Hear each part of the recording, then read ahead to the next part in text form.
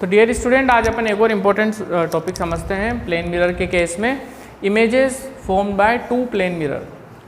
तो दो plane mirror से कैसे कैसे इमेजेस बनती वो थोड़ा सा समझ लें। एक चीज़ हम सब अच्छे से जानते हैं कि अगर दो प्लेन मिरर को ऐसे आमने सामने रखते हैं और उनके बीच में कोई ऑब्जेक्ट अगर हम रख दें तो उस ऑब्जेक्ट की टोटल कितनी इमेजेस बनती हैं? तो आंसर है उस ऑब्जेक्ट की इनफाइनाइट इमेजेस बनती हैं। अब ऐसा क्यों हुआ वो थोड़ा सा अपन समझें। देखो, ये दो प्लेन मिरर हैं बच्चों, और नाम दे देते हैं इसको अपन M1 और M2, और इसके बीच में मैंने कोई एक ऑब्जेक्ट रख दिया तो इसकी इनफाइनाइट इमेजेस बनेंगी। ठीक है, क्यों हुआ समझते हैं। ऐसा समझो बच्चों कि अगर ये सिर्फ M1 मिरर अकेला होता और ये M2 नहीं होता, अभी ये इमेजिन करो कि सिर्फ यहाँ ऑब्जेक्ट है तो M1 मिरर इसकी इमेज बनाएगा पीछे, और object distance is equal to image distance, तो ये दूरी और इतनी ही दूरी पे एक इमेज यहाँ पर ये बना देगा I1। ओके, अब इमेजिन करो कि M1 नहीं है, सिर्फ M2 है। M1 नहीं है, सिर्फ M2 है, ये एक मिरर है, तो इस ऑब्जेक्ट की एक इमेज ये इसके जस्ट पीछे बना देगा।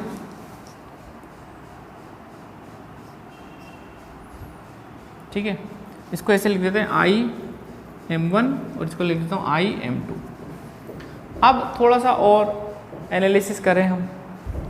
ये जो इमेज बनी बेटा, इस ऑब्जेक्ट की इस मिरर के पीछे जो इमेज बनी है वो M2 के लिए किसका काम करेगा? वर्चुअल ऑब्जेक्ट का। M2 के लिए ये तो ऑब्जेक्ट है ही सही, रियल ऑब्जेक्ट है, तो इसकी इमेज इसने यहाँ बना दी, बट ये जो है IM1 ये इस M2 के लिए ऑब्जेक्ट का काम करेगा, वर्चुअल ऑब्जेक्ट का, और फिर ये इसकी एक और इमेज बना देगा जस्ट पीछे, और अब की बार जो ऑब्जेक्ट डिस्टेंस होगी वो ये होगी इस मिरर के लिए, M2 के लिए। M2 के लिए ये एक ऑब्जेक्ट हो जाएगा, तो ये object distance is equal to image distance, तो इतना ही पीछे ये एक इमेज यहाँ पर इसकी वापस बना देगा। सिमिलरली ये जो इमेज बनी है बेटा M2 के पीछे, ये ऑब्जेक्ट का काम करेगी M1 के लिए, तो ये जितनी भी दूरी होगी उतनी ही दूरी पर ये पीछे वापस से इमेज बना देगा, और ये सिलसिला चलता चला जाएगा। यानी कि हम क्या समझे? हम ये समझें कि इस M1 की जो ये इमेज बनी थी, इस M1 मिरर के लिए इस ऑब्जेक्ट की जो इमेज बनी थी वो M2 के लिए ऑब्जेक्ट का काम करेगी लाइक सो ऑन। तो ये सिलसिला चलता चला जाएगा और इमेजेस इनफाइनाइट बनती चली जाएगी। ठीक है, अब इस पे क्वेश्चन बहुत अच्छे अच्छे पूछे जाते हैं, तो मैं आपको करके बताता हूँ एक दो क्वेश्चन। सवाल ये नहीं पूछा जाता कि इनफाइनाइट बनेगी, वो तो ठीक है, हमें समझ में आ गई बात, इनफाइनाइट बनेगी और क्यों बनेगी वो भी समझ लिया। अब इसमें क्वेश्चन थोड़े अलग टाइप के आते हैं, क्या? ध्यान से समझें। जैसे ये मेरा पहला मिरर है M1 और ये मेरा दूसरा मिरर है M2। यहाँ पर इन दोनों के बीच की डिस्टेंस है मान लो 6 सेंटीमीटर, यहाँ से लेके यहाँ तक, और एक ऑब्जेक्ट है वो यहाँ कहीं रखा हुआ है, इससे 4 सेंटीमीटर की दूरी पे और इससे 2 सेंटीमीटर की दूरी पे। तो हमसे ये पूछा जाएगा कि M1 M2 के पीछे इमेजेस जो बनेंगी उनकी क्या पोजीशनिंग होगी वो अपन समझते हैं। तो कैसे करेंगे, ध्यान से सुनना। सबसे पहले तो एक ऐसे स्ट्रेट लाइन बना लेते हैं अपन, डॉटेड। इमेजेस यहीं पे बनेगी सारी, ठीक है, और हमें एक कॉन्सेप्ट और याद रखना है, object distance is equal to image distance, that's it. अब M1 को देखें अपन, सिर्फ M1 को देखें, तो इस ऑब्जेक्ट की सबसे पहले इमेज इस M1 के पीछे बन जाएगी यहाँ पे कहीं, कितनी दूरी पे बेटा? ये 4 है तो 4 सेंटीमीटर पीछे। तो ये फर्स्ट इमेज बनी M1 के केस में, इस ऑब्जेक्ट की सबसे पहली इमेज तो यहीं बन जाएगी। ये ऑब्जेक्ट है तो ये इमेज इधर बन गई। M2 के लिए first image behind the mirror कितनी दूरी पे बनेगी? ये 2 सेंटीमीटर है तो जस्ट 2 सेंटीमीटर पीछे यहाँ बन जाएगी। ये फर्स्ट इमेज बनी ये फर्स्ट इमेज बनी M2 के लिए। अब मैंने आपको क्या बताया था, इसकी जो फर्स्ट इमेज बनेगी वो इसके लिए ऑब्जेक्ट का काम करेगी। यानी कि अब इस मिरर के लिए ये एक ऑब्जेक्ट हो गया। अब इस ऑब्जेक्ट की दूरी कितनी हुई, 4, और ये कितना होगा 2, क्योंकि ये 2 था तो ये भी 2 होगा। तो 4 यहाँ से डिस्टेंस मेजर करूँगा मैं, 6 + 2। तो इस मिरर से कितनी दूरी पर इमेज बनेगी, तो 6 + 2 8 सेंटीमीटर पे यहाँ पर मुझे इसकी सेकंड इमेज मिलेगी। ये 8 सेंटीमीटर होगा, ये 4 होगा।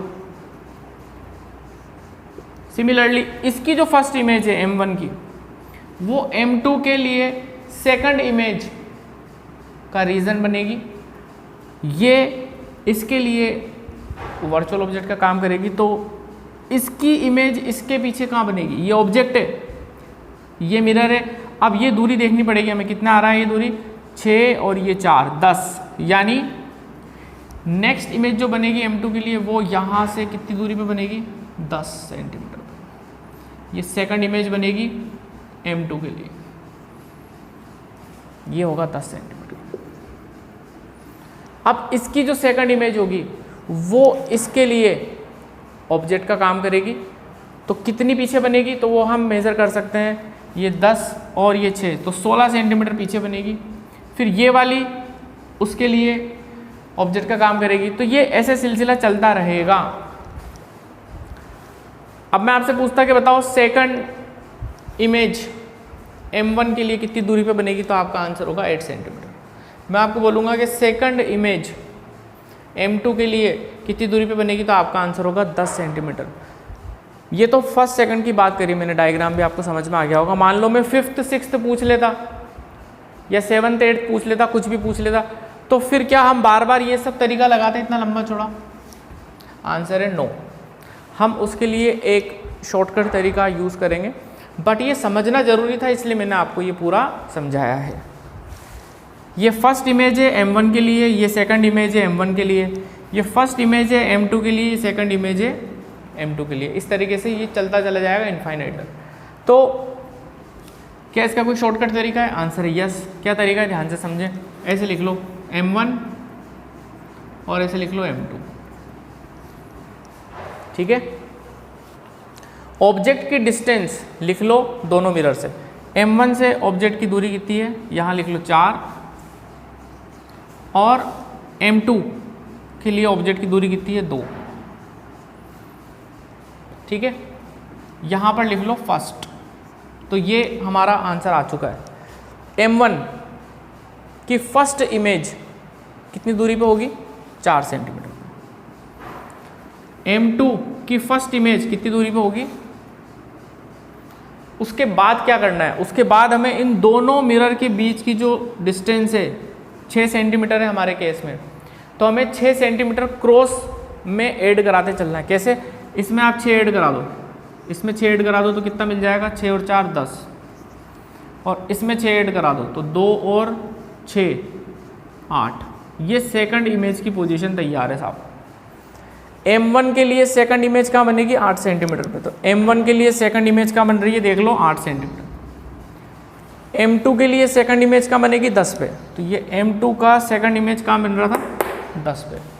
ऐसे ही मैं थर्ड पूछ लेता आपसे, तो आप क्या करते, यहाँ पे आप कितना जोड़ देते, 8 में कितना जोड़ देते, 6। दोनों मिरर के बीच की दूरी जोड़ना है हमें, तो इसमें 6 जोड़ दोगे तो 8 और 6 कितना हो जाएगा, 14, और इसमें आप 6 जोड़ दोगे तो ये हो जाएगा 16।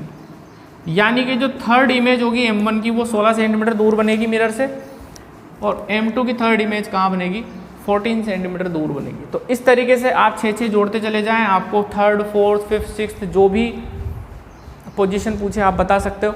और क्वेश्चन ये भी पूछा जा सकता है कि दोनों की फर्स्ट इमेजेस के बीच की दूरी कितनी होगी, तो हम सब निकाल सकते हैं अगर कॉन्सेप्ट आपको पता हो तो, ठीक है।